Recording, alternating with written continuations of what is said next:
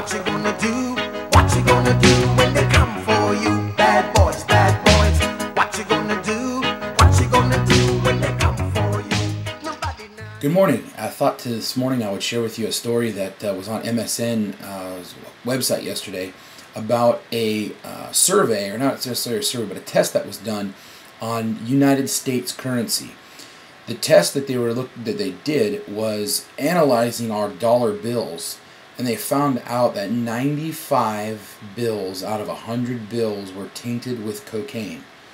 It's no joke. That they had traces of cocaine on 95 out of 100 of the bills.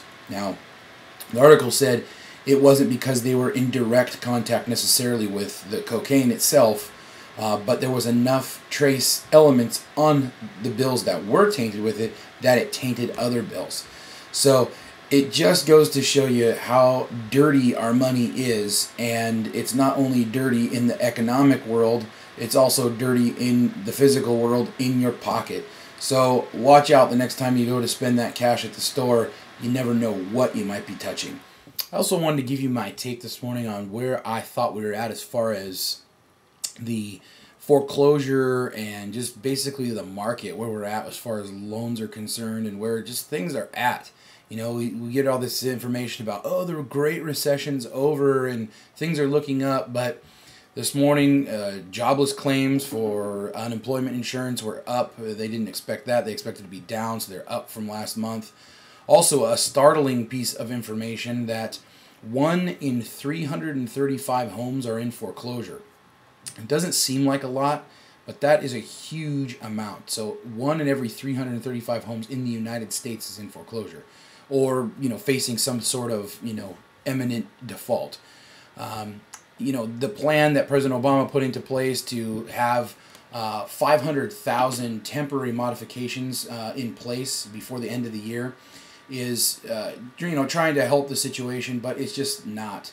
I think I talked about before modifications and how those affect a lender. You've got a 150-year-old plus a system here where mortgage lenders are used to foreclosing on properties, selling them back at a reduced price, taking a loss, and having insurances to cover all those things. So to stop this huge locomotive all at one time and say, instead of foreclosing, we're going to modify all these loans, it's just not possible. And, giving you also an indication of where things are at, call volume for mortgage servicers is up 500% from where it was last year.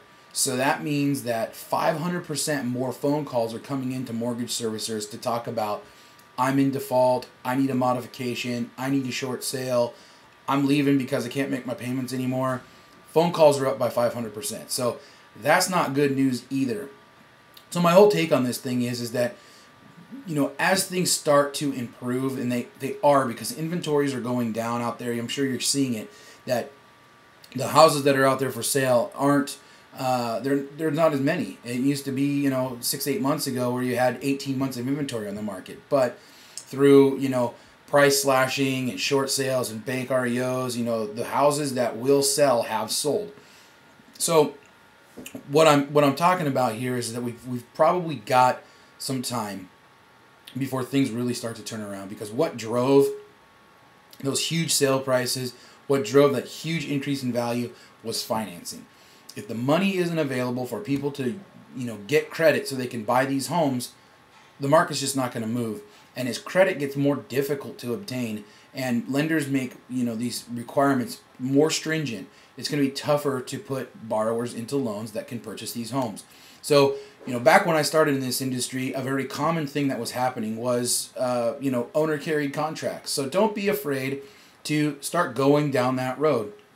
But another thing I wanted to add to this is that, with the amount of homes that are REOs, the amount of homes that are short sales, most owners aren't taking care of those properties because they know eventually they're not going to be in them anymore. So you've got, issues with maintenance and repairs and all these things. Make sure you ask me for that 203K marketing package. I had a lot of requests for it yesterday. I think this is a great segue into a place, with what's happening with our market. You can take the bad, turn it in to make it good, and get those listings that nobody else wants. Because, you know, if a seller says, I'm not willing to repair my house because I don't have money or I can't, a 203K loan is going to fill that gap. The financing isn't terribly difficult to get. You could have non-occupying co-borrowers on a 203K loan. That means mom and dad can come in and co-sign on that loan for son or daughter and remodel a house in an area where they want to live, but there's just not a house that's for sale unless it's all beat up. So look at that information, ask me for it, take advantage of what's happening out there in the marketplace, know what kind of programs are going to fit, and push them. Stick them on that RMLS listing where it says type of financing, conventional, FHA, add to it 203K, seller willing to participate in 203K. And they really don't have to do that much. They have to make the house available for maybe one extra inspection. So, you know, make sure you've got the right information to keep your business moving as things are changing. I don't think they're getting worse, but I think the real information is coming to the surface, and we're going to have to learn how to deal with it. Make sure you check out the links and docs section again. That HVCC petition has been incredible. Keep clicking on it, keep linking to it, send it to your friends, your colleagues.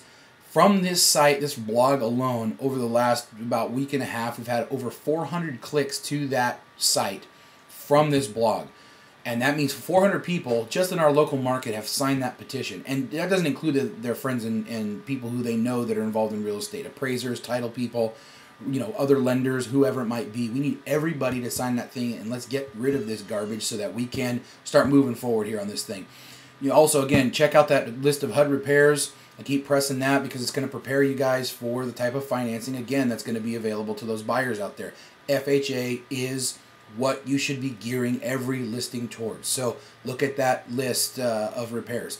Also, first-time buyer tax credit, again, make sure to check out the poll question too. I'd love to get your response on that. I want to talk about in the next couple of days this HERA laws and these new truth in lending disclosure requirements. I want to make sure everybody understands what's happening with that because, you know, again, you could be facing situations where this affects you down the road. Most people, if you've just submitted a loan here in the last week, you're going to start, feeling the effects of the delay because you're going to not have the chance to order an appraisal and do the things that you would normally do in those first stages after the offer gets accepted and after the home inspection's been done. So anyway, check those things out. Again, appreciate you watching, appreciate you clicking, sending your questions in. I'll get back to them as quickly as I possibly can. And again, thank you again for all the participation and all the things that I have here on the website. Make sure you check out the referrals again. Those are great quality people that you want to refer to your friends, your colleagues, your clients. And I'll see you tomorrow.